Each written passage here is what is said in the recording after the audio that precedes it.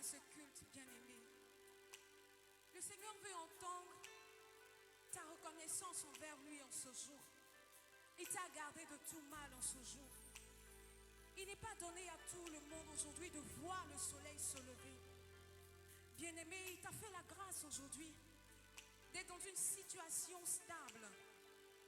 Que ce soit financier, que ce soit professionnel. Bien-aimé, lève-toi et adore ton Dieu. Ne te tiens pas assis. Je t'en supplie, bien-aimé. Avec moi, adore le Seigneur. Et dis-lui merci.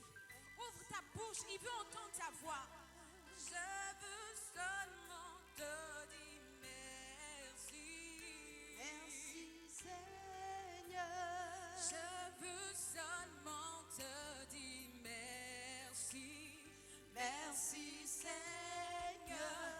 Merci Seigneur pour ta fidélité. Merci Seigneur. Merci Seigneur pour ton grand amour. Merci Seigneur. Merci Seigneur. Merci. Merci Seigneur. Merci Seigneur. Merci. Merci Tous ensemble. Seigneur. Merci Seigneur. Merci. Merci Seigneur. Merci Seigneur. Merci. Merci Seigneur.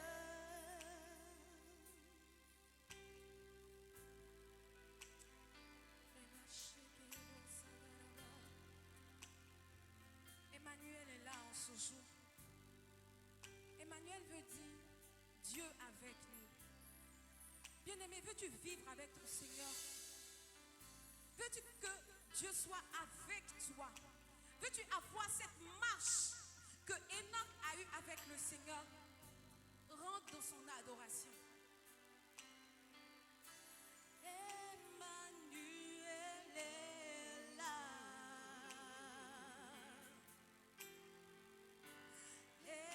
Emmanuel est là. Ensemble avec moi, Emmanuel est là. Emmanuel est là. Pendant que tu es en train de chanter, ferme les yeux. Ne sois pas distrait. Emmanuel est Imagine que Dieu est à côté de toi. Emmanuel est là. Emmanuel est là.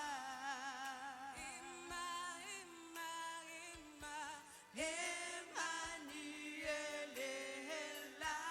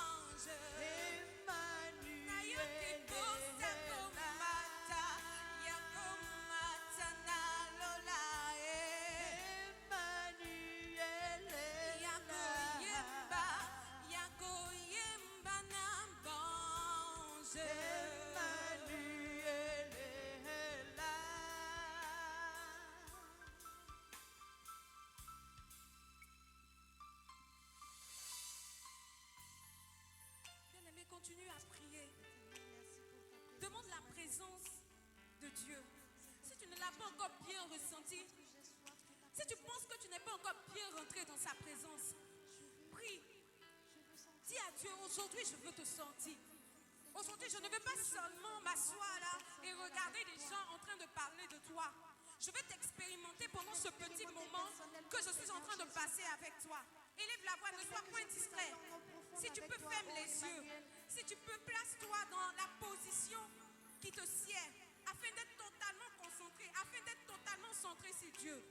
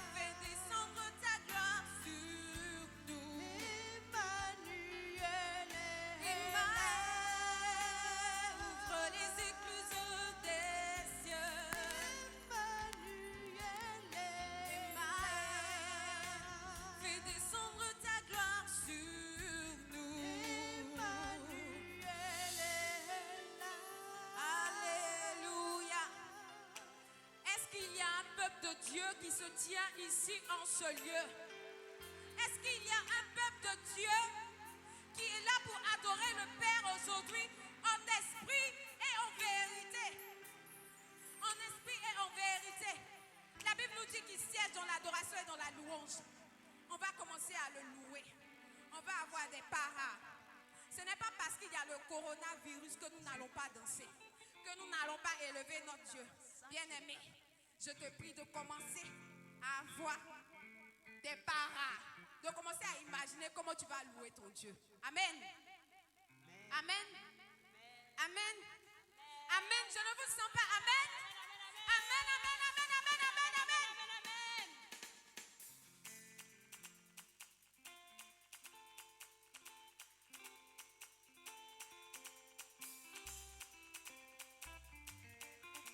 Alléluia.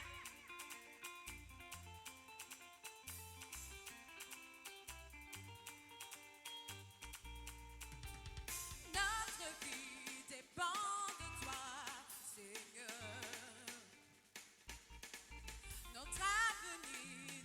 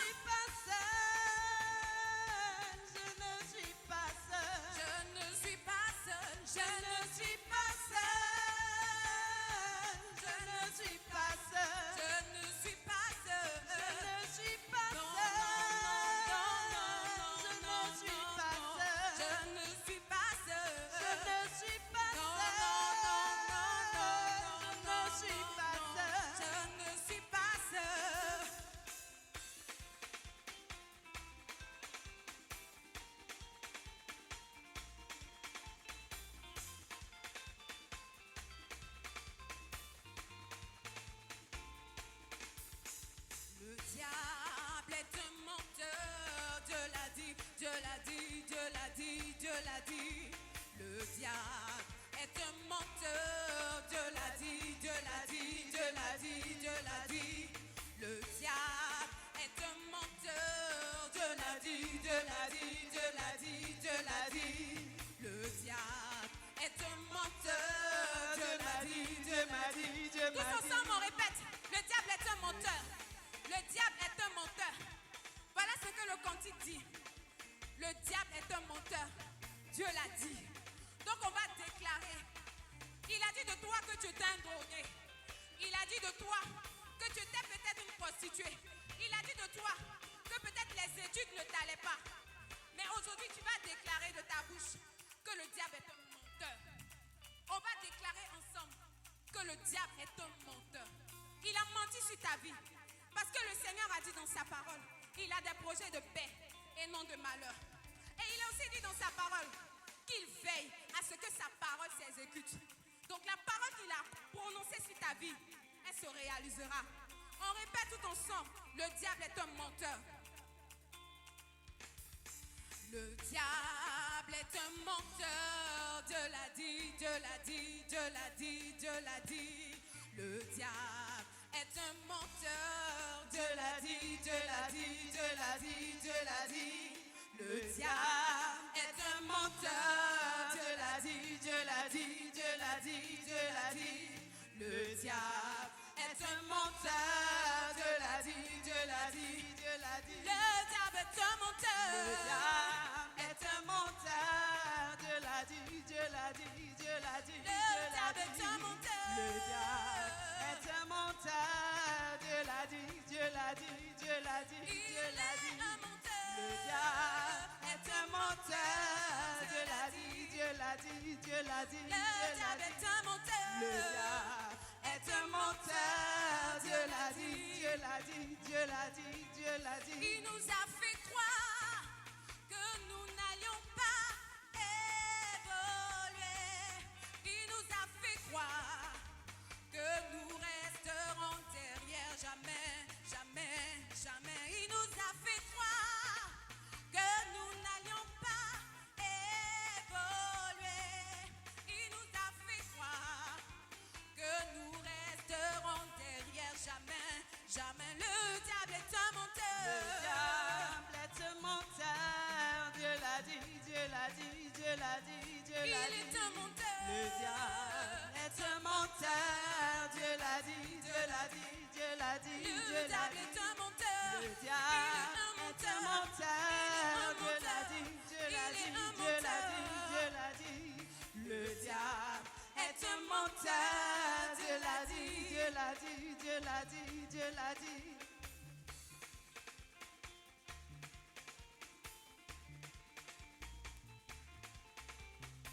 Alléluia.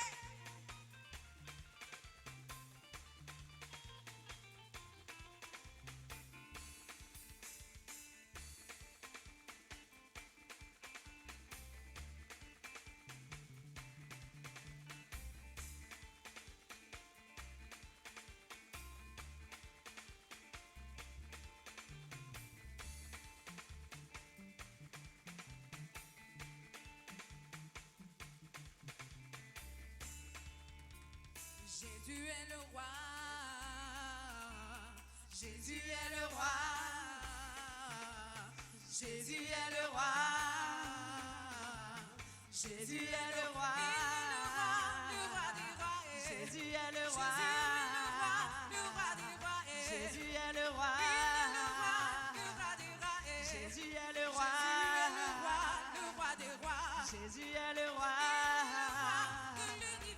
Jésus est le roi, de la création. Jésus est le roi, de mon business. Jésus est le roi, de mon foyer. Jésus est le roi, le roi des rois. Jésus est le roi, le roi des rois. Jésus est le roi, de mon travail. Jésus est le roi, de mon cœur. Jésus est le roi, le roi des rois. Jésus est le roi, le roi des rois. Jésus est le roi, le roi des rois. Jésus est le roi, le roi des rois. Jésus est le roi, le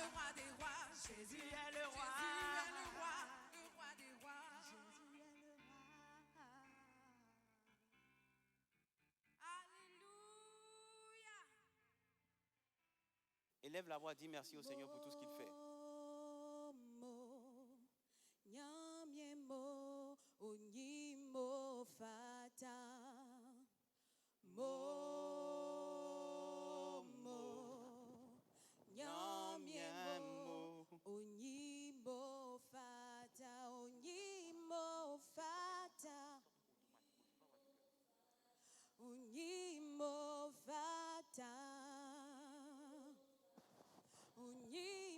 Dis-lui merci.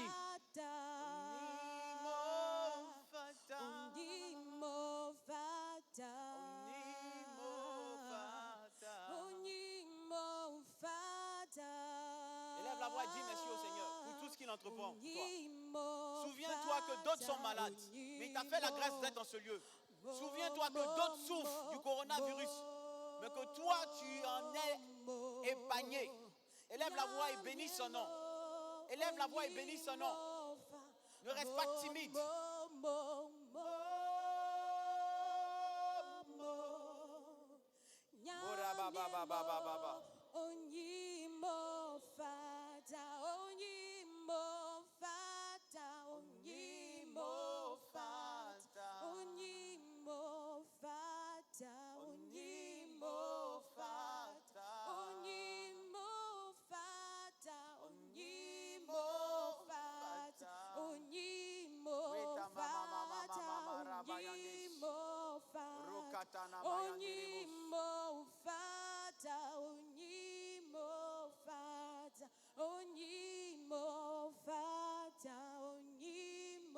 Merci Seigneur pour ta grâce. Amen. Je vais te demander de lever la voix encore pour demander pardon à Dieu. La Bible dit que tous sont péchés, sont privés de la gloire de Dieu. Amen. Ce n'est pas parce que nous avons peur du coronavirus. Ce n'est pas parce qu'on a peur. Ce n'est pas parce qu'on a peur de la maladie. Mais la Bible nous recommande d'être soumis aux autorités. Vous savez, notre foi nous dit que le mal ne va pas nous atteindre. Mais notre Dieu est un Dieu de justice. Si Dieu dit d'être soumis aux autorités, quand toi tu seras en train de brandir ta foi, plus que tu n'es pas soumis aux autorités, que tu n'as pas la foi, amen, quelqu'un m'entend? Parce que la foi c'est l'obéissance. Donc si tu penses avoir la foi, il faut obéir. Mais si tu n'obéis pas, ta foi sera vide. Donc tu ne pourras pas faire face à l'ennemi. C'est pourquoi nous obéissons aux mesures barrières. Sinon on n'a pas peur du mal. Mais si nous voulons affronter le mal, il faut que nous soyons toujours sûrs que nous sommes en train de respecter le Seigneur. Amen. On va demander pardon pour tout le nombre de fois où nous avons été négligents. Pour tout le nombre de fois où nous avons été désobligeants. On va élever la voix et demander sincèrement pardon. Élevons la voix.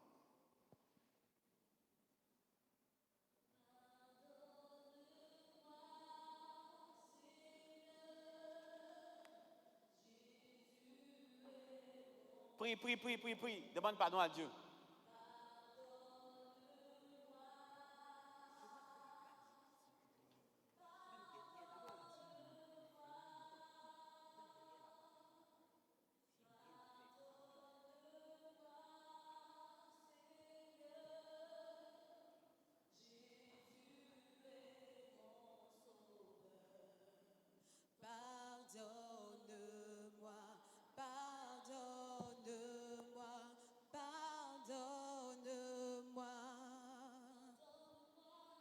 Prie, demande pardon au Seigneur. Pardonne-nous Seigneur nos fautes.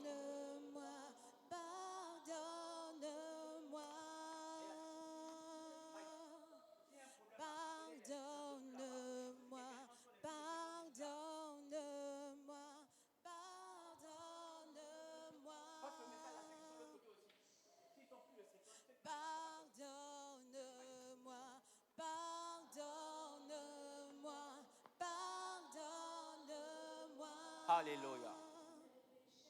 Amen. Je vais t'inviter à élever la voix. Tu vas demander à Dieu qu'il te parle. Ce pourquoi il t'a déplacé jusqu'ici, que Dieu lui-même t'oriente, qu'il te parle, qu'il te dise ce qu'il attend de toi. Élève la voix.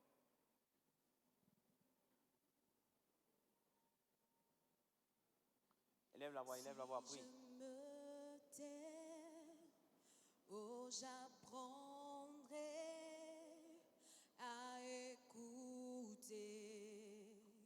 la voix du bon berger.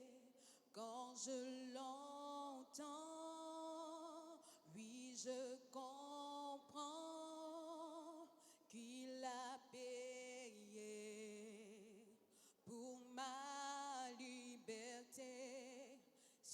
je me tais, oh j'apprendrai à écouter la voix du bon berger quand je l'entends. Oui, je comprends qu'il a payé pour ma liberté. Quand je t'ouvre mon cœur, je te vois, Seigneur. Quand je t'ouvre mon cœur, je t'entends me parler. Et ta loi dans mon cœur toujours demeure. Et ta vie à chaque heure coule comme un torrent. Coule, coule, coule comme un torrent. Coule, coule, coule comme un torrent. Coule, coule, coule comme un torrent. Coule, coule, coule comme un torrent. Quand je t'ouvre mon cœur, je te vois, Seigneur. Quand je t'ouvre mon cœur, je t'entends me parler. Et ta loi dans mon cœur toujours demeure. Et ta vie à chaque heure coule comme un torrent. Coule, coule comme un torrent. Coule, coule, coule comme un torrent. Coule, coule, coule comme un torrent. Ta voix coule, coule.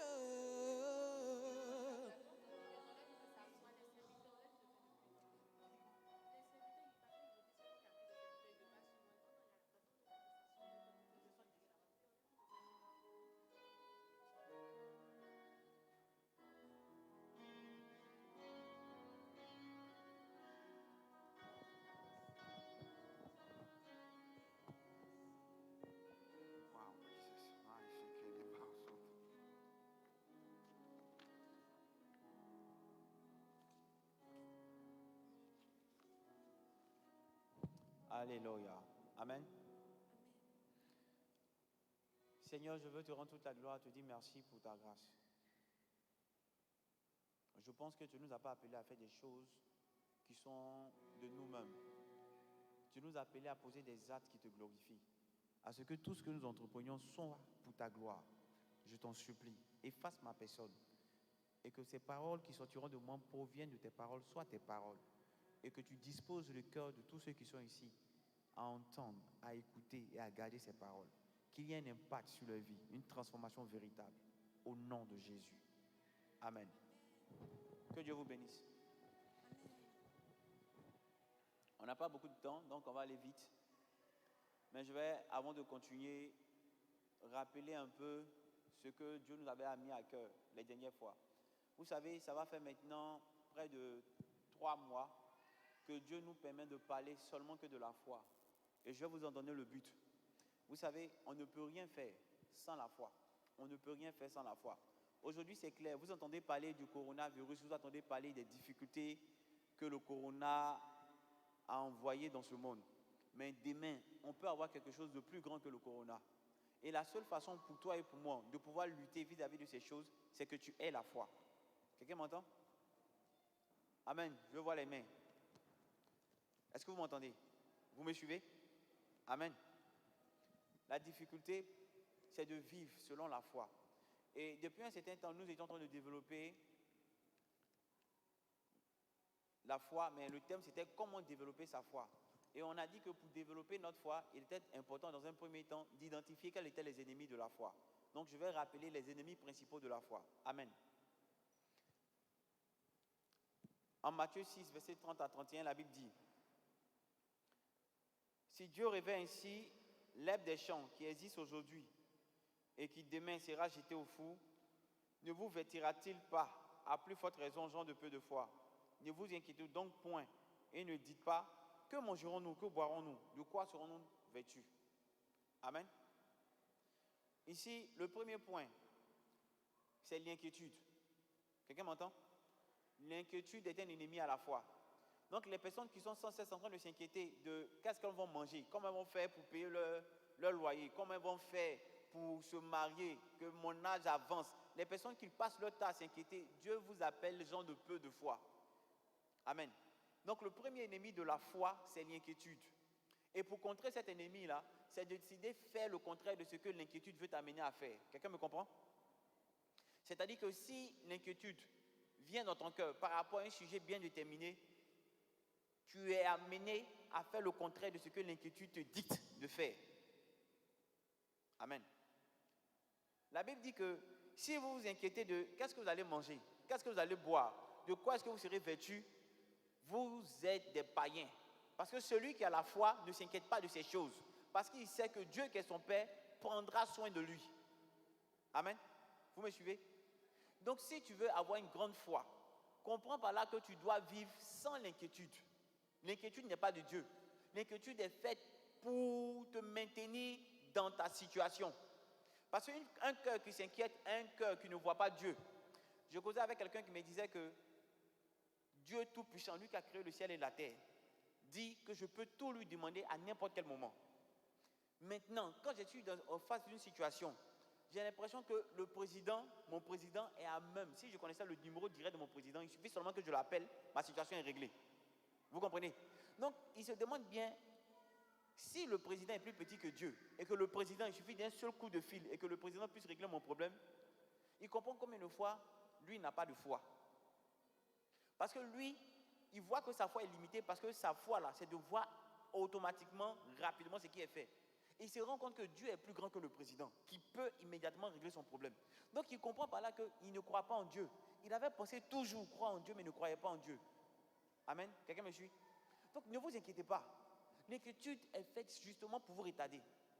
Il y a une personne qui a rendu témoignage à la semaine passée qui disait qu'elle passait son temps à s'inquiéter. Pendant qu'elle passait son temps à s'inquiéter, même qu'elle travaillait, elle n'arrivait pas à avoir l'argent pour gérer les tâches, les finances de la maison. Mais pendant le temps du coronavirus, de mars à avril, où personne ne travaillait, c'est là que Dieu a permis. Et elle, c'est un travail du genre, si tu ne vas pas au travail, tu n'as pas d'argent. C'est ce qu'elle fait. Ce n'est pas comme si elle est salariée à la fin du mois, on lui donne l'argent. Non. Si elle ne travaille pas, elle n'a pas d'argent. Et comme elle est restée à la maison, elle n'a pas eu d'opportunité de travail. Mais elle dit, chaque fois qu'il y avait une dépense, Dieu a amené l'argent. Vous savez ce qui nous tue? L'inquiétude, là. La racine de l'inquiétude, c'est le fait qu'on s'inquiète du lendemain. On se soucie du lendemain. Elle a dit que tout ce qu'elle recevait participait à gérer les dépenses. C'est que s'il y a une dépense de 5 000, Dieu va faire qu'elle va avoir 5 000. Elle n'avait pas plus que ça. Pourquoi? Parce que la Bible dit, moi l'Éternel, quand il dit le notre Père, il dit donne-nous notre pain de ce jour. Vous comprenez? Donne-nous notre pain de ce jour. Parce que Dieu veut que nous dépendions de lui au jour le jour. Il veut que ta substance, ta vie, soit en relation avec lui au jour le jour. C'est pourquoi il dit que le lendemain aura soin de lui-même. Vous me suivez? Donc, quelqu'un qui ne veut pas s'inquiéter, c'est quelqu'un qui doit s'attendre à Dieu chaque jour de sa vie. Qui doit partir vers Dieu, même pour les choses les plus banales. Tu as ton plat devant toi. Seigneur, est-ce que je peux manger? Seigneur, donne-moi à manger. Même quand ton plat est devant toi. Seigneur, j'ai besoin d'aller me laver. Est-ce que je peux me laver? Il cherche à ce que tu dépendes de lui pour les moindres choses. Amen. Le deuxième point. Matthieu 8, verset 26. La Bible dit, il leur dit, pourquoi avez-vous peur, gens de peu de foi? Alors il se leva, menaça les vents et la mer, il eut un grand calme. Ça veut dire que la peur détruit la foi. Amen. La peur détruit la foi. Voici un ennemi. Vous savez, quand un sorcier veut tuer quelqu'un, la première chose qu'il essaie de mettre dans le cœur de la personne, c'est la peur. Donc par moment, on peut te poursuivre. Toi, tu fais toujours les rêves, on te poursuit toujours. juste pour que tu aies un sentiment de peur. Et quand le sorcier fait tout et qu'il n'arrive pas à te vaincre, il vient maintenant de façon physique. Il te fait des choses méchantes, justement pour que tu aies peur de lui, pour que tu sois intimidé. Amen. La peur est une porte d'entrée de l'ennemi et la peur tue carrément votre relation avec Dieu. On n'a pas eu vraiment le temps ça me fait mal parce que j'avais voulu que la semaine dernière on puisse avoir le temps de démontrer chaque aspect. Par exemple, sur la peur, je peux prendre 2 heures pour vous parler de la peur. Par exemple, regardez, la peur a apparu dans le monde lorsque Adam et Ève ont désobéi à Dieu. Quand Dieu est venu, Adam dit, j'ai eu peur et je suis allé me cacher. La cause de la peur, c'est de désobéir à Dieu. Pourquoi il a eu peur? Il a mangé l'arbre de la connaissance du bien et du mal. Amen. Si on doit parler de la peur en profondeur, on ne va pas s'en sortir. Mais seulement ce que je veux te faire comprendre, quand tu commences à avoir peur d'une action que tu te mènes à poser, ça veut dire que l'ennemi est en train de diminuer ta foi pour que tu n'aies pas de grands résultats. Amen. Donc il faut combattre la peur. Le 3e point, c'est le doute. La Bible dit en Matthieu 14, verset 31, aussitôt Jésus en étendit la main, le saisit et lui dit, homme de peu de foi, pourquoi as-tu douté? Amen. C'est que la petite foi est caractérisée par le doute. La petite foi est caractérisée par l'inquiétude. La petite foi est caractérisée par la peur. Amen. Donc, si tu veux avoir des résultats élevés, il faut que l'inquiétude et le doute disparaissent de ton cœur. Le 4e point, c'est le raisonnement. Matthieu 16, verset 8. Jésus, l'ayant connu, dit, pourquoi raisonnez-vous en vous-même, gens de peu de foi, si c'est que vous n'avez pas pris de pain? Amen. J'ai causé avec quelqu'un hier qui me disait que lui, il était très, très, très logique. C'était quelqu'un qui passait son temps à raisonner. C'est qu'il a quelque chose, il passe son temps à raisonner. Est-ce que c'est comme ça doit se faire? Est-ce que Dieu m'a dit ça? La Bible dit, homme de peu de foi, pourquoi raisonnez-vous en vous-même? La seule chose que Dieu attend de toi et de moi, c'est que quand Dieu te donne le signal de quelque chose, quand Dieu te demande de poser un acte, il attend de toi l'obéissance. Amen. Il attend de toi l'obéissance.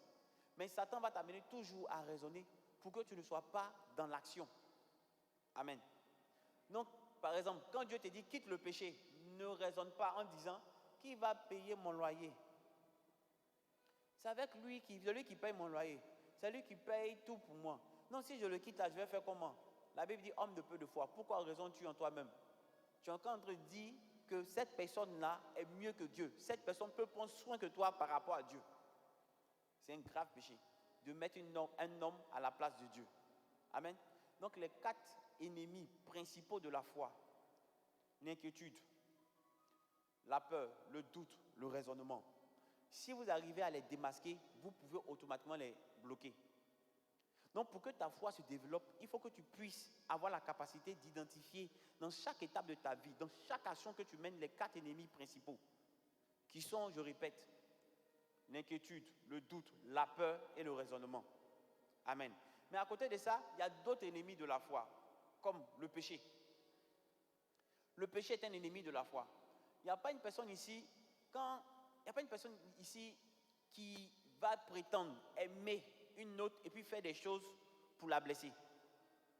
C'est-à-dire un homme dit à sa femme je t'aime, mais lui toutes les actions qu'il pose là, c'est des actions qui tendent à la blesser.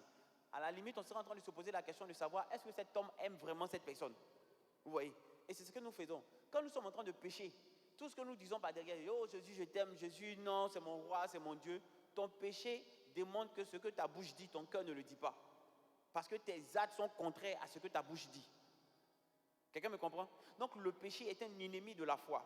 Quand vous regardez bien dans la parole de Dieu, vous allez voir que la désobéissance, comme ce qui a été le cas dans le jardin d'Éden, est une preuve que quand quelqu'un désobéit, il ne peut pas manifester la foi. Parce que la foi, la base de la foi, c'est l'obéissance. La foi se définit par l'obéissance. Amen. Donc le péché qui entraîne la désobéissance est un ennemi de la foi. Amen.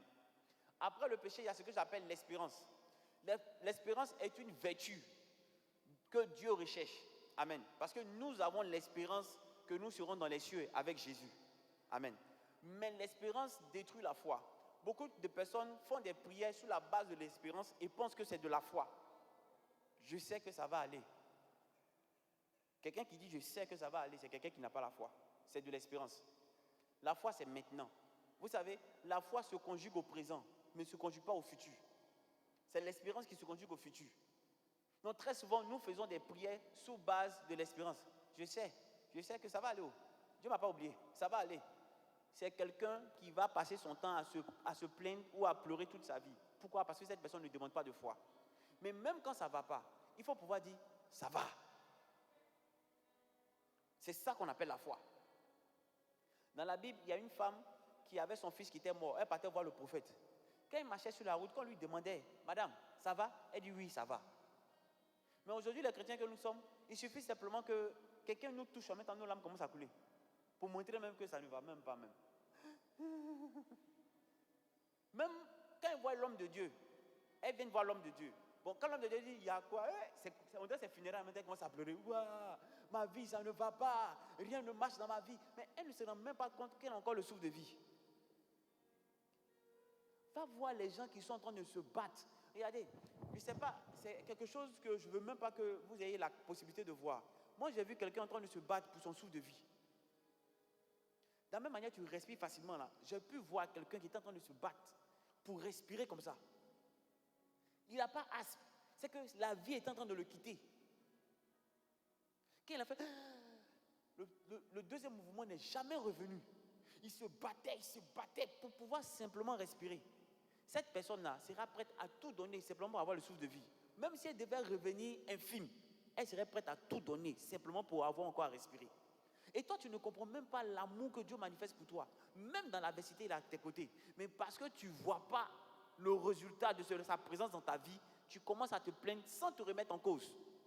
C'est ce que nous, les chrétiens, nous savons faire. Nous savons nous plaindre de ce que Dieu n'agit pas dans nos vies, mais on ne se remet pas toujours en cause de qu'est-ce qu'on n'a pas fait pour que Dieu n'agisse dans notre vie. Amen. Donc l'espérance est un ennemi à la foi. Ne te projette pas dans ça va aller, ça va aller. Non, c'est j'ai. La Bible dit que quand tu demandes quelque chose, crois que tu l'as déjà reçu et tu verras s'accomplir. C'est ce que Jésus dit. Il dit quand vous allez prier, demandez quelque chose à mon Père, croyez que vous l'avez déjà reçu et vous le verrez s'accomplir. Ça n'a rien à voir avec l'espérance. C'est-à-dire que tu as demandé une voiture, il dit crois que tu as déjà la voiture. Pour croire que tu as déjà la voiture, comporte-toi comme si tu avais déjà la voiture. Amen. L'autre point, c'est ce que j'appelle l'adhésion mentale à la foi. L'adhésion mentale, c'est des gens qui pensent avoir la foi. C'est-à-dire, ils sont prêts à réciter les versets bibliques. Amen. C'est-à-dire, oui, moi je sais que 10 000 tombent à ma droite, 1000 à ma gauche, je ne serai pas atteint. Et puis on lui dit, le voisin qui était là hier, là, qui n'avait pas porté son masque là, il a coronavirus. Lui aussi. Donc on dirait, moi je suis contaminé. Mais si je suis contaminé, c'est que tout le monde chez moi est contaminé. C'est que le gars, il va pouvoir réciter la parole de Dieu avec foi, avec vie. Non, je sais que la contagion qui frappe en plein midi ne va pas m'atteindre. Maintenant, on lui donne l'information que le gars avec qui il était hier là est malade du coronavirus. Lui, aujourd'hui, il commence à paniquer. C'est quelqu'un qui a une adhésion mentale à la foi. Ça veut dire quoi? Il est en accord avec ce que la parole de Dieu dit, mais il ne vit pas ce que la parole de Dieu dit. Ça veut dire qu'il sait ce que la parole de Dieu dit, mais il ne prend pas ça comme pour acquis pour lui. Parce que quand la Bible dit ne vous inquiétez de rien, et que 1000 tombent à vos côtés, 10 000 à votre droite, vous ne serez pas atteints, pour moi, c'est quelque chose d'évident. C'est-à-dire que si je mange avec un tuberculeux, il y a deux choses qui peuvent se passer. La première chose, c'est que si je mange avec le tuberculeux, c'est que lui soit guéri. Première chose, c'est que lui soit guéri. Et la deuxième chose, c'est que ça étonne tout le monde que moi, je ne serai jamais contaminé. C'est ça la foi. C'est ça de croire ce que la parole de Dieu dit. Mais d'autres, même s'ils sont en train de manger avec quelqu'un, pour lui, le gars, la tuberculose. En fait, on dit, mon frère, moi, monsieur, la sagesse même. C'est bon. Oh, il a déjà mangé, le plat est presque fini. Mais on lui a dit maintenant la nouvelle que le gars a tuberculose, il ne peut plus continuer à manger. Donc ça, c'est l'adhésion mentale. C'est des personnes qui sont en accord avec la parole, qui sont d'accord, mais qui n'ont pas encore intégré ça dans leur système, qui n'ont pas encore intégré ça dans leur vie. Amen. L'autre point, c'est la foi en soi. Il y a des personnes qui croient en elles-mêmes. C'est-à-dire qu'elles, dans leur vie, là, une fois qu'elles ont un aspect de leur vie qui les échappe, ou elles n'ont pas le contrôle, elles commencent à paniquer. C'est que c'est des personnes à qui tu ne peux pas dire que Dieu peut t'élever. C'est-à-dire que lui, il ne peut pas croire qu'il peut être là comme ça, et puis quelqu'un va lui faire don de maison. Non. Il va se dire, j'ai fait quel travail, il peut m'a donner une maison. Non, il faut travailler dur. Si tu ne travailles pas, tu ne peux pas avoir. Il n'est même pas sous l'aide de la grâce. Il ne peut pas penser que Dieu peut mandater quelqu'un pour lui faire une grâce. Non, pour lui, ça n'existe pas.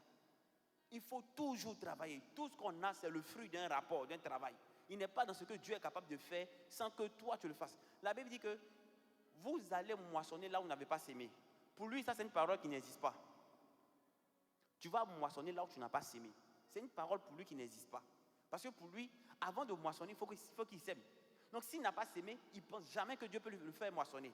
Et ce sont les personnes-là, c'est les gens qui ont confiance en elles-mêmes. C'est que quand il y a un aspect de leur vie qui les échappe, c'est-à-dire qu'ils n'ont pas le contrôle sur un élément de leur vie, pour elles, ça devient compliqué. Vous comprenez? Et de telles personnes, c'est difficile pour elles de pouvoir développer leur foi. Amen. Le dernier point, c'est nos sens. Je vous ai dit que l'homme est fait d'esprit, d'âme et de corps. Amen. Et notre corps est l'enveloppe qui nous permet d'interagir dans le monde. Mais nous, parce que nous interagissons dans le monde avec notre corps, on a plus tendance à donner d'importance à notre corps qu'à notre esprit. Je disais comme ça à quelqu'un, je lui démontrais que si tu passes ton temps à me regarder, à me fixer, et que tu commences à penser à quelque chose d'autre, mais tout en me fixant, même si j'agite ma main, tu seras perdu dans tes pensées. Jusqu'à ce que peut-être quelqu'un te tapote ou qu'on crie ton nom pour dire « Hey, excuse-moi, mon esprit n'était pas là. » À qui ça a déjà arrivé? Mais pourtant, tu regardais la personne, oui ou non? Tu regardais la personne. Mais comment se fait-il que toi, tu dis « Ton esprit n'était pas là » Ça veut dire que tu ne vois pas avec tes yeux, mais tu vois avec ton esprit. Amen. Donc, c'est pour comprendre combien de fois le spirituel domine sur le physique. Mais aujourd'hui, nous donnons raison à nos sens. C'est-à-dire que si nous ne voyons pas, nous ne touchons pas, ça ne marche pas, ce n'est pas réel. Le sorcier ne prend pas avion pour aller en France, mais il connaît la chambre de frère qui est en France mieux que le frère même. Parce que le spirituel existe. Il y a quelqu'un qui m'expliquait que quand lui il arrive en Afrique, dans toutes les prédications, il entend le feu, le sorcier, si le sorcier t'attache, si le sorcier t'avait mandaté, Dieu va te libérer. Il dit, mais quand il est en Europe là-bas, là, il n'entend pas ce genre de trucs-là. Ou bien il ne comprend pas. Il dit, non, c'est parce que ici, là, nous sommes tellement conscients de ce que le sorcier fait dans la vie des gens, que nous sommes toujours en train de leur dire de faire attention. Mais ceux qui sont là-bas, là, ils ont déjà, les Français et les Européens du moins, là, ils ont tué tous leurs sorciers. Ils ont brûlé tous leurs sorciers. Donc pour eux, ça n'existe plus. Donc, par moment, il y a des pasteurs qui ne croient pas aux manifestations des démons. Ils ne croient pas que des démons existent. Vous comprenez? Donc, quand le gars vient dans les églises africaines, il entend toujours ça. Le feu, je te chasse. Il dit, mais c'est quoi ces trucs? Quand lui-même il l'a attaqué, ils ont vu 2 serpents en train de le poursuivre la nuit. Le matin, il se lève, il a son cou enflé. Il a compris que ce que les gens font en Afrique, ce n'est pas la blague. Amen. Ce n'est pas parce que vous donnez l'importance aux sorciers, mais c'est pour donner l'importance à Jésus-Christ. Pour vous dire, même quand ces personnes se lèvent contre vous, n'ayez pas peur. Parce que vous avez un Dieu qui est fort. Mais tant que vous avez un regard sur vos connaissances, sur vos sens, vous ne pouvez pas voir la main de Dieu agir. Parce que Dieu n'agit pas comme on souhaite qu'il agisse. Amen. On n'est pas plus intelligent que Dieu. Par exemple, tu as un problème financier. Tu souhaites que Dieu fasse le miracle pour que le problème financier soit décanté. Ou bien que la personne à qui tu dois là, que Dieu touche son cœur pour qu'il laisse le crédit. Toi, tu as tous les plans dans la tête. Mais tu verras que Dieu va permettre à la personne de t'acculer jusqu'au dernier degré. Il t'accule jusqu'au dernier degré. Et c'est dans la personne qui t'accule là. Dieu va permettre que cette personne-là, quand il te convoque à la police, qu'il te convoque à la police chez un monsieur qui a vécu avec tes parents, que tes parents ont aidé. Et c'est lui le commissaire qui a perdu de vue votre famille depuis longtemps. Et puis il dit, mais qu'est-ce que c'est pour ça? Il dit, ah tonton, voici le problème qu'elle a. Il demande au type, bon, ok, je règle le problème. Tu dois combien? 300 000. Bon petit, j'ai un boulot pour toi. Le gars te trouve travail. C'est que tu étais non seulement dans la galère, tu étais à 2 points d'aller en prison. Dieu a permis que de là, non seulement tu sors de la galère, mais que tu aies un travail. C'est comme ça que Dieu se manifeste. Donc Dieu ne se manifeste pas comme nous souhaitons que Dieu se manifeste. Il a une autre technique et c'est la meilleure des techniques. Amen. C'est pourquoi nous devons lui laisser le soin d'être Dieu pour nous. Parce que d'autres, quand ils commencent à prier, ils veulent que Dieu agisse. Seigneur, moi je veux que tu me donnes ça. Si tu m'as donné ça ici, après il faut faire ça pour moi. Si tu as fait telle chose, tu vas me bénir. Voilà. Pour lui, c'est ça la bénédiction. Oh, Dieu a de plus grands projets que ça. Parce que le gars qui devait 300 000 là, lui, tout ce qu'il avait en tête, c'est comment faire pour payer ces 300 000. Parce que la personne lui mettait toujours la pression. Mais jusqu'au jour où la personne invite maintenant, le convoque maintenant la police, il se rend compte que Dieu agit dangereusement là-bas. Donc tu vois que si Dieu n'avait pas laissé le coup, qu'on t'envoie jusqu'à la police pour te miroiter la prison et te faire sortir de là, tu n'allais jamais travailler. Donc Dieu a son plan qui n'est pas ton plan.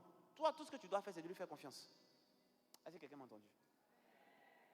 Non, vous n'êtes pas chaud. Hein? Il pleut à Yopougon là-bas. Hein? Il pleut à Yopougon.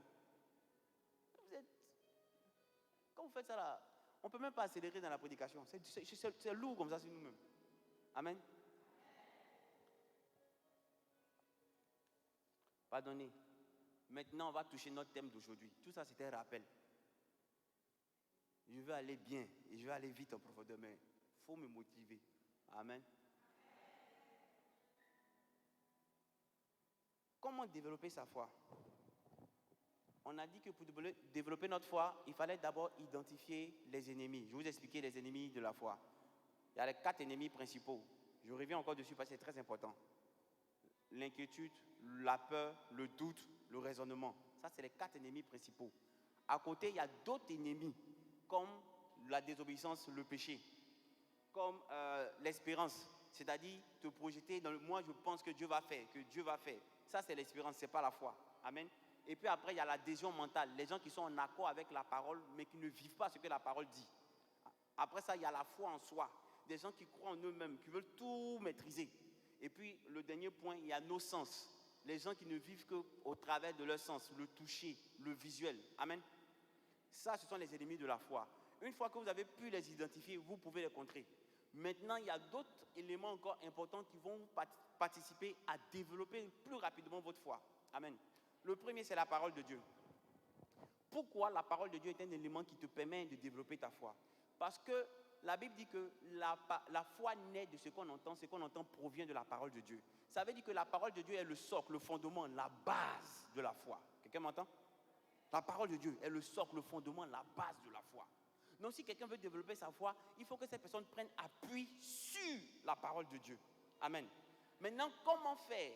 Comment utiliser la parole de Dieu pour développer notre foi? En premier point, ce que je vais te demander, c'est de lire la Bible. Parce que la parole de Dieu, c'est la Bible. Mais de lire la Bible avec un esprit renouvelé, c'est-à-dire lire la Bible dans le but de faire ressortir tout ce qui a trait à la foi. Avant, tu pouvais lire pour faire ressortir les éléments comme la piété, pour faire ressortir les éléments comme le pardon, comme l'amour. Mais cette fois-ci, là, tu dois lire la Bible dans le but de faire ressortir tout ce qui a trait à la foi. Tout ce qui touche à la foi, afin de comprendre en profondeur. Amen. Quand vous allez prendre, par exemple, je lis le livre de Marc 10, versets 46 à 42, qui parle de Bartimée. La Bible nous dit que Bartimée, c'était un aveugle, qui était au bord du chemin. Il était là. Et puis on dit, Jésus est passé avec des gens. Et il a entendu que c'était Jésus qui passait. Et lui, il a pu entendre que Jésus guérissait les gens. Donc Bartimée a commencé à crier le nom de Jésus, pour lui dire, fils de David, aie pitié de moi. Et la Bible nous dit que les gens qui étaient à côté de Jésus, là, ont dit à Bartimée, hé, tais-toi, reste calme là. Amen. Ils ont demandé à Bartimée de rester calme. Ils ont demandé à Bartimée de se taire. Mais Bartimée a continué de crier plus fort. Donc, comment je lis cette partie et que je veux savoir qu'est-ce qui a trait à la foi, je me rends compte que Bartimée ne s'est pas limité à ce que disaient les gens dans son entourage. Bartimée ne s'est pas limité à tout ce que les gens disaient pour le décourager pour son miracle. Bartimée a osé. C'est-à-dire que, prends le cas d'un mendiant, quelqu'un qui est sale, qui parle, et puis les gens qui sont peut-être des autorités, ils te demandent de te taire. La première chose que tu as cherché à faire, c'est de te taire. Tu vas avoir honte, tu vas avoir peur. Mais lui, Bartimée, à cause de son miracle, il n'a pas eu honte. Il n'a pas eu peur, parce que la peur est de l'ennemi. La peur vient gâter la foi. Il n'a pas eu à s'inquiéter, parce que l'inquiétude vient détruire la foi. Il n'a pas eu à raisonner en disant, ah, moi, je suis rien, et c'est les dangereux, ils disent, mais t'as. Non, il n'a pas fait ces choses-là. Il a plutôt continué à crier le plus bel. Il a crié fort, fils de David, aie pitié de moi, jusqu'à ce que Jésus lui-même s'arrête pour dire, amenez-le-moi. Quand il arrive devant Jésus, Jésus dit, que veux-tu? Que je recouvre la vue. Il dit, est-ce que tu crois? Oui, je crois. Voici son miracle. Donc, quand je commence à lire la Bible, je cherche à faire ressortir tout ce qui a trait à la foi. Amen. Je peux vous dire une chose, ne blaguez pas avec les enseignements de la foi. Sans la foi, nous ne pourrons pas plaire à Dieu. Jésus dit que tout ce que je demande à Dieu, Dieu le fait. Pourquoi? Parce que je lui suis agréable. Et plus tard, il nous fait comprendre que pour être agréable à Dieu, il faut avoir la foi. Donc Jésus était agréable à Dieu à cause de sa foi. Donc si vous voulez aller loin dans la vie, avoir plus d'impact, vous avez besoin d'avoir la foi en Dieu. Et une foi ferme. Pas une petite foi, mais une foi forte, une grande foi. Amen. Donc votre vie doit être basée sur la parole de Dieu. Vous devez lire la parole de Dieu et chercher à en ressortir tout ce qui va vous permettre de pouvoir faire grandir votre foi. Amen. Le deuxième point, il faut vous écouter des enseignements. Écouter des enseignements qui parlent de la foi et puis écouter des témoignages pour booster votre foi. Quelqu'un m'entend? Pour que ta foi grandisse, il faut écouter les enseignements et les témoignages qui sont basés sur la foi. Je t'explique pourquoi. Quand on était plus petit, on avait des entreprises, des multinationales qui venaient dans nos écoles et qui nous disaient, écoutez, celui qui envoie 20 tubes de pâte dentifrice Colgate, s'il envoie ça, il donne à son maître et puis on va lui donner 2 cartons de Colgate, un truc comme ça. Qui a connu ça? Quand il était petit? Tu as vu, non? Mes cheveux blancs sont justifiés. Amen. Donc, c'était comme ça. Et pour pouvoir avoir le cadeau que te promettait la multinationale, il fallait faire quoi? Collectionner les tubes de dentifrice vides. À un moment, il y avait aussi Coca-Cola qui venait dans les écoles qui disait envoyer simplement, ou bien il y avait des jeux dans comment on appelle ça même, dans la capsule de Coca-Cola.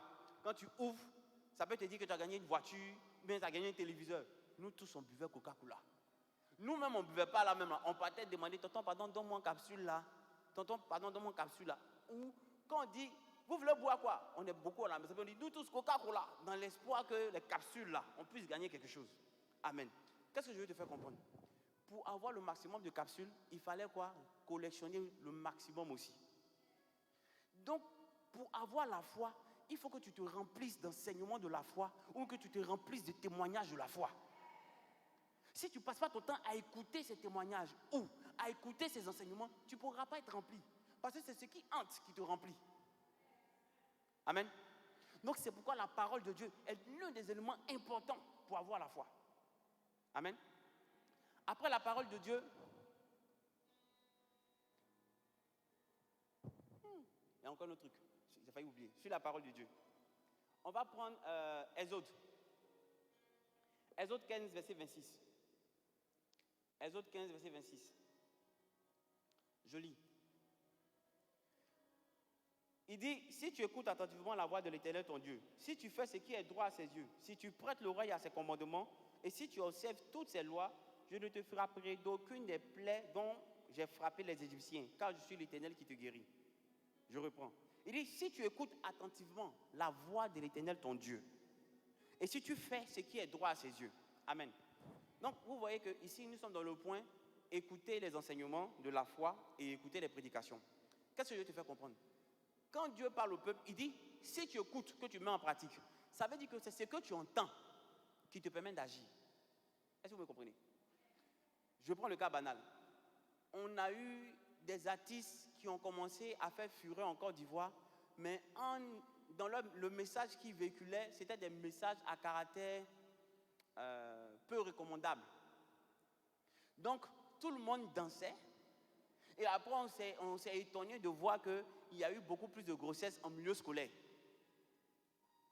Parce que justement, ce que tu écoutes détermine tes actions, donc ton attitude.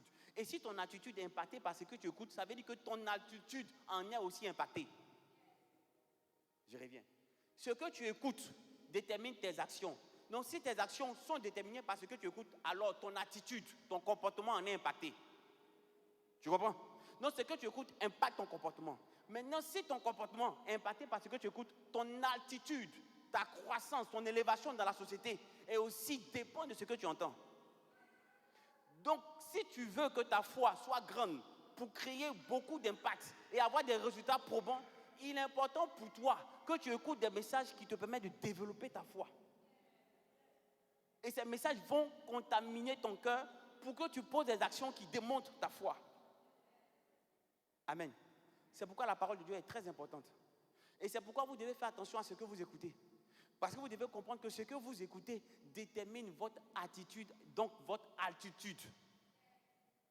N'écoutez pas n'importe quoi. Ne laissez pas vos oreilles à la merci des personnes qui veulent vous voler toute votre destinée. Parce que je vous ai toujours dit que les rapports sexuels sont utilisés par l'ennemi pour voler votre destinée. Donc quand quelqu'un vient s'arrêter devant toi, tu es jolie, tu me plais. Toi pour toi, comme peut-être tes parents ne t'ont jamais dit que je t'aime, tu es jolie. Donc quand quelqu'un dit tu me plais, tu commences à sourire. Oh, tu ne sais pas qu'il veut faire de toi un objet de plaisir. Donc c'est à toi de comprendre que tu ne dois même pas le laisser parler. Parce que si tu l'entends et tu entends encore ce qu'il dit, ça va t'impacter à ce que tu puisses te comporter comme il désire. Amen. Que Dieu vous bénisse. Après la parole de Dieu, nous avons l'amour de Dieu. Je vais vous expliquer. Pourquoi l'amour de Dieu peut nous permettre de développer notre foi. Vous allez bien remarquer que la plupart du temps, on fait plus confiance à quelqu'un qu'on aime. Vous n'avez pas remarqué ça? Quand quelqu'un te dit quelque chose, si tu ne l'aimes pas, tu peux mettre en doute ce qu'il te dit. Mais quand tu aimes la personne, tu ne cherches même pas à voir les circonstances qui vont fragiliser ce qu'il a dit. Tu crois bêtement à ce qu'il a dit. Parce que tu l'aimes. Donc, si nous voulons développer notre foi, nous devons apprendre à aimer Dieu. Maintenant, comment aimer Dieu? On va s'arrêter là aujourd'hui. Comment aimer Dieu? Je vous explique. La Bible nous dit, en Jean 1, verset 46, on dit, Nathanaël lui dit, peut-il venir de Nazareth quelque chose de bon? Philippe lui répondit, viens et vois. Amen. C'est quoi? C'est Nathanaël qui vient dire à un de ses gars, il dit, Joe, on a croisé, on a vu le Messie. On a vu le gars qui va venir nous sauver, Jésus. Et puis maintenant, Philippe dit, mais toi tu parles de quoi? Est-ce qu'il peut venir quelque chose de bon de là-bas? Regardez la réponse de Nathanaël. Il dit, trop parler là, c'est dangereux. Toi-même viens, et puis tu vas voir. Mais pourquoi il demande à Nathanaël de venir et de voir? Je vais vous expliquer. Celui qui veut aimer Dieu doit en premier temps chercher à connaître Dieu. Vous comprenez? Le premier point pour aimer Dieu, c'est d'abord apprendre à le connaître. Quelqu'un me suit? Pour connaître Dieu, il faut pouvoir quitter là où tu es et venir vers lui. Quitter signifie que tu décides de sortir d'un environnement qui t'a communiqué sa façon de penser, ta façon d'analyser, de comprendre et de te comporter, pour venir dans un autre lieu et voir comment les gens se comportent et comment les gens marchent. Donc il dit à Nathanaël, si tu veux connaître celui dont je parle, je te demande simplement de quitter là où tu es et de venir de voir. Donc tous ceux qui veulent apprendre à connaître Jésus, parce que c'est ça, pour aimer quelqu'un, il faut le connaître. Si tu ne le connais pas, il sera difficile de pouvoir aimer la personne que tu ne connais pas. Mais quelqu'un que tu apprends à connaître et que tu connais, ton amour pour lui se développe rapidement. Vous comprenez? Et pour pouvoir connaître Jésus, pour pouvoir connaître notre Dieu, il est important que nous quittions de là où nous sommes pour arriver à lui. Et pour quitter de là où nous sommes, ça nous demande de nous séparer de ce que nous avons appris du monde. Parce que quand tu viendras à Jésus, tu vas voir des choses que tu n'avais pas l'habitude de voir. Par exemple, tu verras que quand une personne te gifle, au lieu de répondre par une paire de gifles, il te demande de donner l'autre côté. Ah, ça n'a rien à voir avec ce que le monde t'a appris. C'est quelque chose de nouveau pour toi, c'est quelque chose qui n'a pas de sens. Donc si tu veux continuer dans cette dimension-là, tu dois pouvoir abandonner ce que le monde t'a montré, abandonner ce que le monde t'a donné comme enseignement pour venir te mettre à son école. Si tu viens à son école, tu seras ainsi disciple. Quelqu'un me suit? C'est pourquoi vous verrez que tous ceux qui ont commencé à avoir une démarche véritable avec Jésus, arrivé à un certain moment, ils n'ont pas quitté leurs amis, mais c'est leurs amis qui les ont quittés. Parce que si tu veux impacter quelqu'un, il sera difficile pour toi de l'impacter lorsque tu es toujours avec lui. C'est pourquoi la Bible dit les mauvaises mœurs corrompent toujours les bonnes. Donc pour pouvoir eux-mêmes les impacter, il te suffira simplement de quitter au milieu d'eux. C'est pourquoi la Bible dit quitter au milieu d'eux, quitter du milieu d'eux. Il te suffira de quitter du milieu d'eux, venir t'imprégner de la mentalité de ce que ton Dieu demande d'avoir et puis maintenant les impacter. Maintenant que tu demeures au milieu d'eux, tu as toujours la même mentalité. On dit arrête de fumer, c'est toi qui fumes. Arrête de te droguer, c'est toi qui te drogues. Arrête de boire, c'est toi qui es toujours en train de boire. Arrête de chercher femme, c'est toi-même le numéro 1. Il te sera difficile de voir Dieu comme tu dois le voir. Il te sera difficile.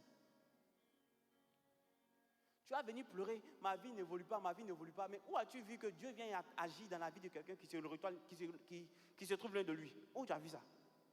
Dieu n'agira pas dans ta vie lorsque tu es loin de lui. Parce que Dieu cherche à avoir la gloire lorsqu'il agit dans ta vie. Mais pourquoi il va agir dans ta vie lorsque ton cœur, ton âme est à fond dans les choses de l'ennemi? Il suffit simplement que tu aies une petite ouverture pour montrer quelles sont les portions de ton cœur. Quand tu n'as rien, tu fais pitié. Mais il y a une petite opportunité, tu as l'argent, tu deviens insolent. Ils ont peur parce que le king est de retour. À cause de combien tu as dans ta poche? Il suffit d'avoir un peu seulement, tu retournes boire. C'est toi qui sais que tu as des amis. Mais pourtant, quand tu n'avais rien, ces amis-là, tu faisais leur ken sans toi. Tcho, c'est comment? Il est là. Oh, lequel n'a toujours rien. Chut, allons, nous deux. Mais aujourd'hui, quand tu as l'argent, c'est toi qui les appelles. Hé, les Gaza, je suis de retour. Hé, mon type, tu es là. Tu es fier. Oh, tu ne sais pas que tout ça est fait pour te plonger. Quand est-ce que vous allez comprendre que Dieu vous veut? On ne peut pas vivre sans lui. Il nous veut. Et cela nécessite qu'il y ait un changement. Tu as fait ce que tu voulais faire. Pendant combien d'années? Ça t'a amené où? Qu'est-ce que tu as pu avoir? Prends conscience. Si ces choses étaient bénéfiques pour toi, il y a longtemps, il aurait été utile. Mais si ce n'est pas bénéfique, change, décide de changer. Les choses du monde que tu poursuis là, si c'était tellement important, quand tu allais mourir, ça allait te suivre là où tu vas. Mais tellement c'est insignifiant, c'est rien. Quand tu meurs, on te donne tes 2 habits là seulement. Comprends? Pourquoi rechercher alors les choses qui peuvent périr au lieu de te concentrer sur celles qui peuvent t'amener dans le royaume des cieux? Parce que la chose la plus importante, c'est vivre avec Jésus. C'est pourquoi sur terre, tu es appelé à le connaître. Tu es appelé à l'aimer. Et la première chose que Dieu te demande, c'est de quitter de là où tu es, abandonner la mentalité que tu avais pour venir voir comment il se comporte. Viens voir d'abord. Le deuxième point se trouve en Matthieu 8, verset 22. La Bible dit, mais Jésus leur répondit, suis-moi et laisse les morts ensevelir les morts. Amen. Le point qui est intéressant ici, c'est que Dieu dit, suis-moi. Mais pourquoi il veut que tu le suives? D'abord, il t'a demandé de quitter là où tu étais, de venir et de voir. Maintenant, il demande de le suivre. Pourquoi? Parce que justement, quand tu le suis et que tu ne cherches pas en train de le voir de loin, tu peux entendre au moins ce qu'il dit. Et quelqu'un m'a entendu? Quand tu le suis, tu peux au moins entendre. Or, avant, quand tu le vois, tu peux être même de loin et puis voir ce qu'il fait. Mais cette fois-ci, quand tu le suis, tu peux entendre. Regardez ce que la Bible nous dit. En Jean 8, verset 26, il dit, j'ai beaucoup de choses à dire de vous et à juger en vous. Mais celui qui m'a envoyé est vrai. Ce que j'ai entendu de lui, je le dis au monde. Il dit, nul ne peut venir, nul ne peut aller au Père si ce n'est celui qui est descendu du Père. Et il dit les paroles qu'il a entendues. Ça veut dire que c'est parce qu'il était auprès du Père qu'il a entendu qu'il nous dit. Donc si nous voulons entendre, nous sommes obligés de le suivre. Amen. Donc pour que ton amour de Dieu devienne manifeste, un premier point, tu dois apprendre à connaître Dieu. Connaître Dieu comment? En quittant l'endroit où tu es, en marchant dans la logique du viens et vois. Le deuxième point, c'est dans la logique du suis-moi. Suis-moi pourquoi? Pour que tu puisses entendre ce que je dis. Amen. Le troisième point, Jean 15, verset 7. Il dit, si vous demeurez en moi et que mes paroles demeurent en vous, demandez ce que vous voudrez et cela vous sera accordé. Demeure en moi. Amen. Qu'est-ce que cela signifie? Demeure en moi. Dieu veut que tu demeures en lui. Pourquoi? Parce que Dieu veut t'apprendre, comme le poisson, à l'instar du poisson qui sort de l'eau, ne peut vivre. Dieu veut t'apprendre que lorsque tu sors de lui, tu ne vis plus. C'est pourquoi il te dit, demeure en moi. Pour pouvoir le connaître, il faut que tu demeures en lui. Demeurer en lui, c'est que toi, ses paroles soient en toi. C'est que tu te nourrisses continuellement de ses paroles, qu'elles soient en toi. Amen. Voilà comment tu peux apprendre à connaître Dieu. Parce que le connaître participera à te donner de l'aimer. L'autre point, c'est de dire, il est plus facile d'aimer quelqu'un qui nous aime. Donc l'autre point, c'est de savoir que Dieu t'aime. La Bible dit que Dieu nous aime en ce sens qu'il a donné tout ce qu'il avait, son Fils unique pour nous. Il a donné son Fils unique pour nous. C'est la preuve du grand amour que Dieu a pour nous. Il n'a pas regardé à ce que son fils unique pouvait, était pour lui. Mais l'amour qu'il avait pour nous était plus grand. C'est pourquoi il n'a pas voulu que la mort soit notre partage. Et il fait le sacrifice de donner son fils, mourir à la croix, que ce sang coule, afin que nous soyons justifiés, afin que nous soyons pardonnés, et que tous ceux qui accepteront Jésus comme leur Seigneur Sauveur puissent maintenant avoir la vie en eux. Avant, nous étions morts, quoique vivants. C'est-à-dire parce que nous avons encore le souffle en nous, on n'avait pas conscience que nous étions morts. En réalité, nous étions des morts vivants.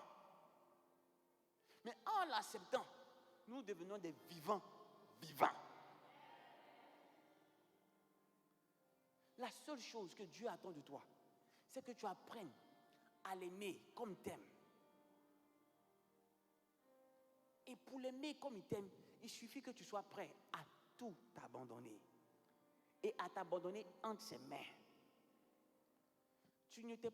Toi-même, tu n'étais pas conçu, tu n'étais pas créé. Tu n'étais pas créé. Donc la seule chose que tu dois faire, c'est simplement lui donner ton cœur. La seule chose que tu dois faire, c'est simplement mettre tout entre ses mains. Décider de t'abandonner entre ses mains. De lui dire, Seigneur, je m'abandonne à toi. Je abandonne tout entre tes mains.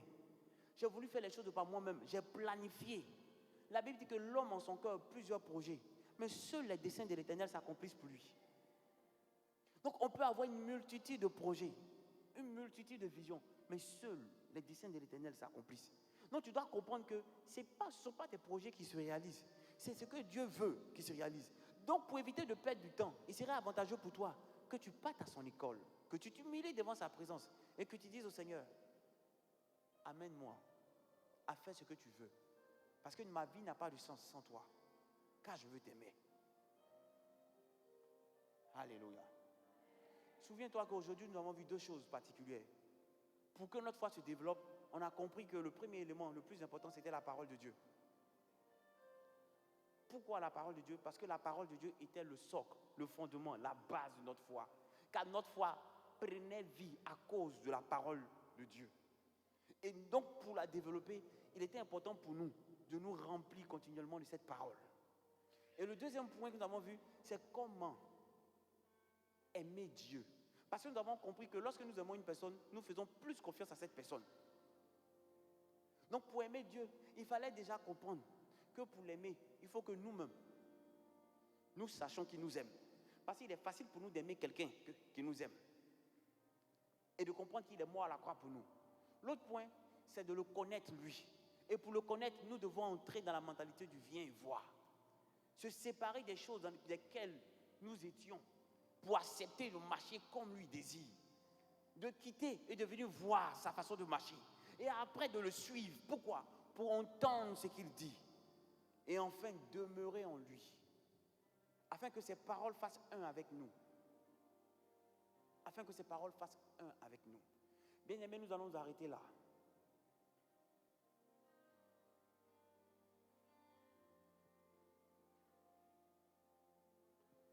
Je veux t'inviter à maintenant développer ton amour pour Dieu. Il y a un point sur lequel je ne me suis pas vraiment entendu lorsque, avec une personne à qui je parlais du message avant d'arriver. C'est que, pour moi, je me suis dit, yes, pour aimer quelqu'un, tu peux ne pas aimer une personne. Mais si chaque fois, même dans la blague, tu dis à cette personne, oh je t'aime, oh je t'aime, oh je t'aime, il risque d'avoir quelque chose dans ton cœur pour cette personne. Parce que pour aimer Dieu, il faut pouvoir être dans la proximité.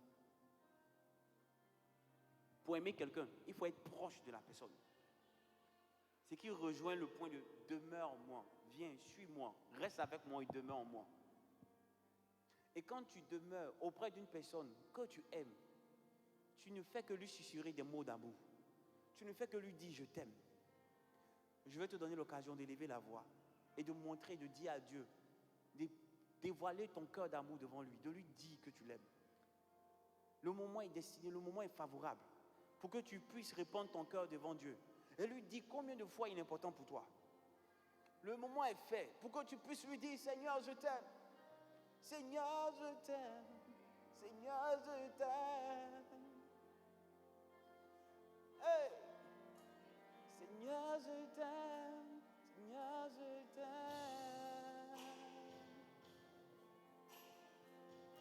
Seigneur, je t'aime. Seigneur, je t'aime.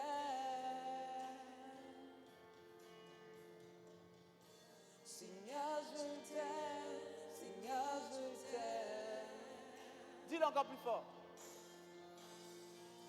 Seigneur, je t'aime. Seigneur, je t'aime. Seigneur, je t'aime. Seigneur, je t'aime. Marabayo sokana mayote. Seigneur, je t'aime. Seigneur, je t'aime. Seigneur, je t'aime. Seigneur, je t'aime. Seigneur, je t'aime. Seigneur, je t'aime. Ne t'étais pas appris. Dis-lui combien de fois tu l'aimes. Ouvre ton cœur, ouvre ton cœur. Seigneur, je t'aime. Ouvre ton cœur. Je t'aime, Seigneur. Seigneur, je t'aime. Seigneur, je t'aime. Je t'aime, mon Dieu. Seigneur, je t'aime. Seigneur, je t'aime. Je t'aime de tout mon cœur, Jésus. Seigneur, je t'aime. Seigneur, je t'aime. Je t'aime, mon Dieu. Seigneur, je t'aime. Seigneur, je t'aime. Je t'aime, mon Dieu. Seigneur, je t'aime. Seigneur, je t'aime. Seigneur, je t'aime. Seigneur, je t'aime. Ne te tais pas, s'il te plaît. Son esprit est présent. Seigneur, je t'aime. Il veut rejoindre ton amour. Il veut rejoindre ton amour. Je t'aime, je t'aime. Seigneur, je t'aime. Je t'aime, je t'aime. Seigneur, je t'aime. De tout mon cœur. Pas lui. Tu m'as aimé Hey. le premier, Hey. Seigneur. Hey. Hey. Je t'aime, je t'aime. Jusqu'à donner ta vie à la croix pour moi. Seigneur, je t'aime. Oh, je t'aime, mon Dieu. Seigneur, je t'aime. Moi, ça m'aide, moi, ça m'aide. Seigneur, je t'aime. Seigneur, je t'aime. Seigneur, je t'aime. Seigneur, je t'aime. Je t'aime. Eh, baba, la, ba, la, Seigneur, je t'aime. Je t'aime, mon Dieu. Seigneur, je t'aime. Seigneur, je t'aime. Seigneur, je t'aime. Seigneur, je t'aime. Seigneur, je t'aime. merci pour ta force. Yes. Seigneur, Merci pour ton je amour. t'aime. Hey. Je t'aime. Nemaraba norobo shekana mayande rebos. Seigneur, Merci pour ta je faveur. t'aime.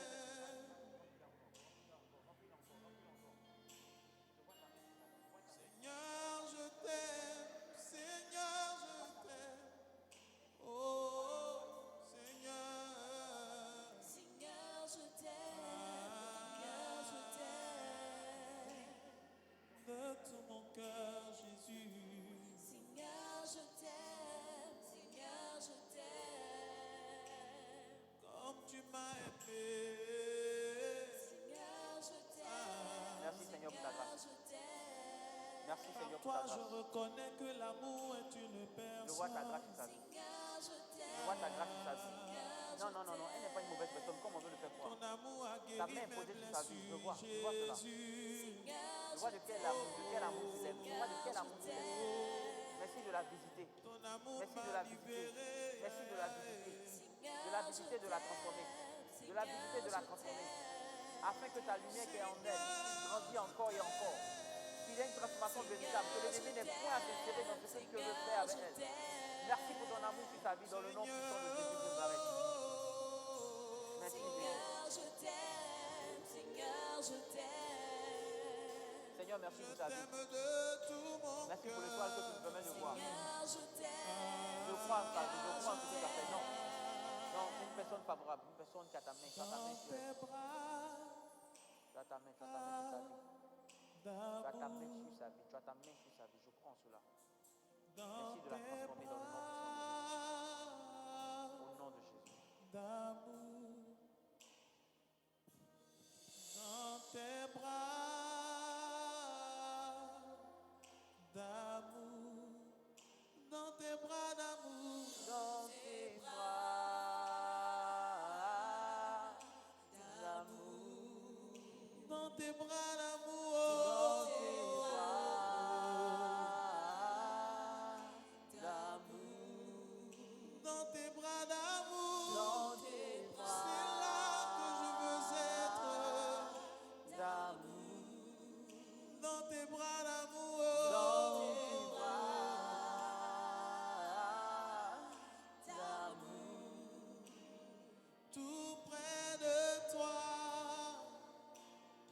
contre ton cœur. Désolé, je prie pour toi rapidement. Je prie pour toi rapidement. Contre ton cœur, tout près de toi, tout près contre ton Seigneur, merci pour sa vie, merci pour sa vie. Je prends ce que tu veux.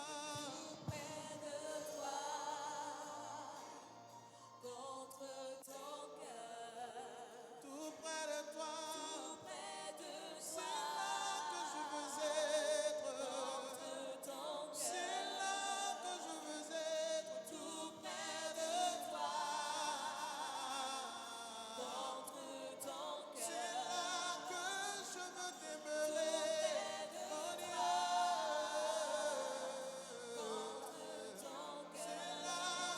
veux être, c'est là que je veux me tenir, c'est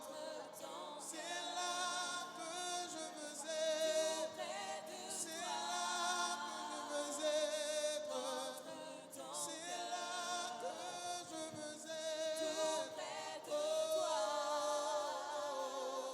contre ton cœur, dans tes bras.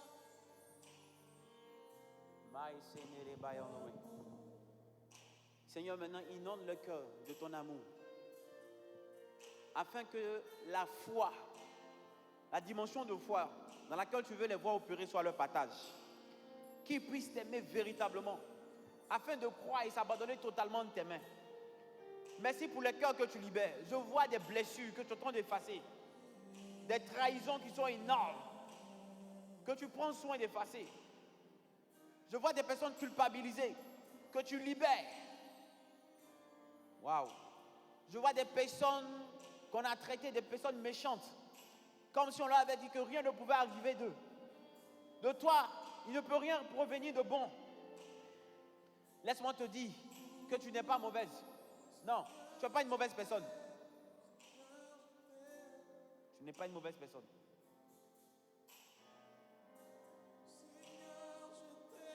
My Sabbath on the way.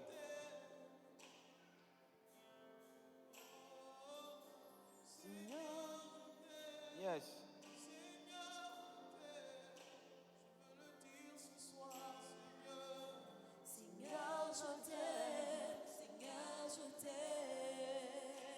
Même quand tout va mal,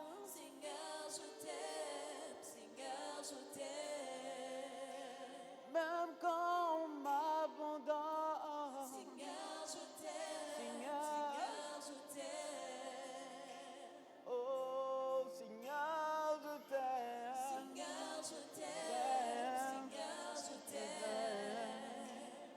Mama Rabayandorobos.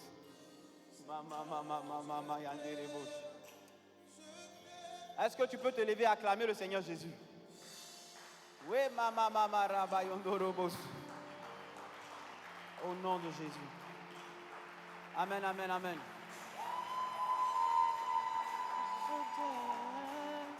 Je t'aime. Au nom de Jésus. Amen, amen, amen. Tu vas t'asseoir. Comprends qu'il est nécessaire que tu développes la foi. Et pour ça, tu dois pouvoir contrer tous les ennemis de la foi que nous avons vus. Les principaux sont la peur, le doute, l'inquiétude, le raisonnement. Après, tu vas voir la désobéissance, le péché. Après, tu verras l'espérance. Après, tu verras l'affection, l'adhésion mentale. Après, tu vas voir la foi en tes sens et la foi en ta propre personne. Ce sont des ennemis de la foi. Et pour que tu puisses maintenant travailler au développement, il te faut la parole de Dieu qui est la base de la foi. Après la parole de Dieu, il te faut aimer Dieu. Amen. Cet enseignement sera mis sur nos différentes plateformes. Donc, après, tu pourras le télécharger et puis réécouter. C'est Église CCIR sur YouTube.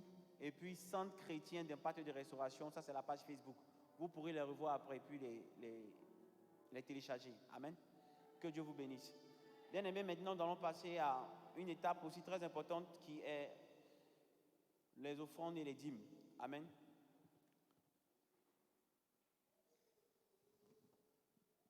Tu vas prendre ce que Dieu t'a permis d'avoir, ce que Dieu t'a permis d'envoyer, tu vas élever la voix dessus, tu vas prier. Considère que ce qui est dans ta main est une sémence. Donc tu vas élever la voix par rapport à cette sémence. Élève la voix, bénis le nom de Dieu pour ce qu'il t'a permis d'avoir. Élève la voix, élève la voix. Élève la voix, élève la voix.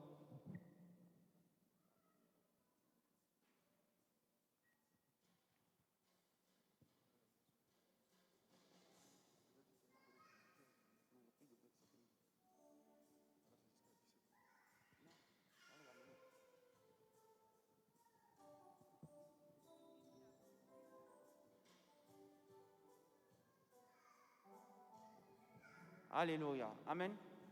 Quels sont ceux qui ont envoyé leur dîme? Nous allons prier. Amen. Il n'y a personne? Ok, nous allons passer maintenant aux offrandes. Dîme, lève-toi, on va prier pour toi.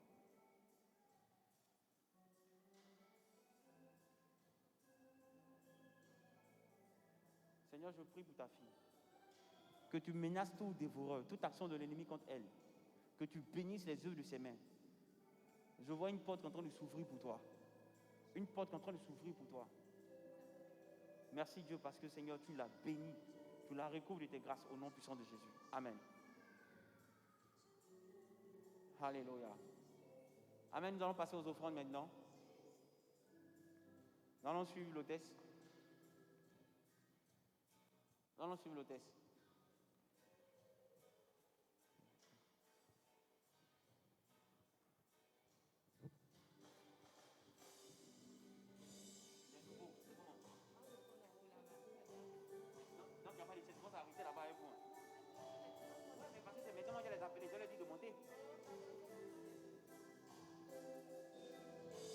Je suis dans la joie de Jésus, je ne crains rien. Je suis dans la joie de Jésus. Je suis dans la joie de Jésus, je ne crains rien. Je suis dans la joie de Jésus, je suis dans l'amour. Je suis dans l'amour de Jésus, je ne crains rien. Je suis dans l'amour de Jésus, je marche dans la gloire. Je marche dans la gloire de Jésus, je ne crains rien. Je marche dans la gloire de Jésus, je marche dans la gloire. Je marche dans la gloire de Jésus, je ne crains rien. Je marche dans la gloire de Jésus, je marche dans l'amour. Je marche dans l'amour de Jésus, je ne crains rien. Alléluia. Je marche dans l'amour de Jésus. Amen. Seigneur, nous te bénissons, nous te rendons toute la gloire pour ces offrandes. Merci de bénir ces offrandes qui ont été faites dans cette salle et dans l'autre salle, Seigneur. Merci pour les offrandes qu'on aura aussi en ligne. Merci de bénir ces offrandes dans le nom puissant de Jésus. Que la gloire et l'élévation te reviennent. Amen. On va maintenant accueillir les nouvelles personnes. Est-ce qu'elles peuvent s'élever? On va acclamer le Seigneur Jésus pour elles. Alléluia, alléluia. Merci Seigneur. Alléluia. Amen. Ok, nous sommes à la fin, soyez les bienvenus. Ici, c'est le centre chrétien d'impact et de restauration. Dieu nous a fait la grâce de vous avoir avec vous et à la fin du culte, on va vous recevoir tout à fait en haut. On a une façon à nous de recevoir les nouvelles personnes, donc vous allez, après le culte, vous allez monter juste là en haut. Amen. Que Dieu vous bénisse. Vous pouvez vous asseoir. Bien-aimés, comme je l'ai dit, c'est notre premier culte dans les conditions aussi drastiques du coronavirus, c'est-à-dire 50 places. Donc, veuillez nous excuser pour les petits débordements. Amen. On pense qu'au fil du temps, on pourra se perfectionner. Parce qu'après ça, on a un autre culte. Donc, je pense que le deuxième culte, avec ce qu'on a vu comme difficulté dans le premier culte, on va pouvoir parfaire ça déjà au niveau du deuxième culte. Amen. Que Dieu vous bénisse. Merci d'être venus. Mais je vous en supplie, la parole de Dieu est la chose la plus importante. Si vous avez suivi ce qu'on a dit, gravez-les dans votre cœur et tous les jours, il faut l'avoir devant vous. Mais ce n'est pas fini, il y a encore 3 autres points que nous devons visiter. 3 autres points que nous devons visiter pour nous permettre de développer notre foi. Donc, venez la semaine prochaine encore, on va visiter ces 3 autres points-là. Que Dieu vous bénisse. Amen. On se tient debout, je vais élever la voix pour vous.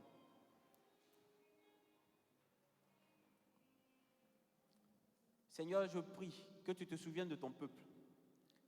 Je prie que ta faveur se déploie sur leur vie, que tu les bénisses puissamment, que les portes s'ouvrent maintenant même dans leur vie, que tout ce qui avait été forteresse, maintenant par l'œuvre de la foi, que tu détruis ces forteresses. Toutes les personnes que l'ennemi avait mandatées contre eux, que leurs œuvres échouent et que par ta grâce, elles se convertissent, ces personnes-là, au nom puissant de Jésus. Je bénis leur semaine, je bénis leur vie. Je bénis leur famille et je prie que toute œuvre de contagion du coronavirus ne les touche pas. À cause d'eux, que leur famille soit sous le joug de ta faveur, de ta protection. Dans le nom puissant de Jésus-Christ de Nazareth que j'ai prié. Amen. Est-ce qu'on peut acclamer le nom du Seigneur? Alléluia. Que Dieu vous bénisse. À dimanche prochain.